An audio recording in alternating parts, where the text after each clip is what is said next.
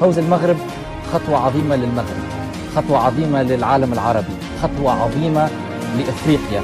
اليوم المغرب كسر باب المشاركة المشرفة واقتحم باب الإنجاز. بالنسبة لي أنا بغض النظر من يفوز بهذه الكأس، المغرب هو بطل هذه الدورة. الرجراجي هو أحسن مدرب في هذه الدورة، بونو وتدعمه الأرقام في ذلك هو أحسن حارس في هذه الدورة، خط الدفاع هو أحسن خط دفاع، جمهور المغرب أحسن جمهور في هذه الدورة. أنتم اقتحمتم أبواب الإنجاز وكسرتوها بكل أطرافها. لما العالم الكل يحكي عليك فحققت الإنجاز. شكرا أنكم شرفتونا وفرحتونا عربا وأفارقة لأنكم حققتوا أروع إنجاز.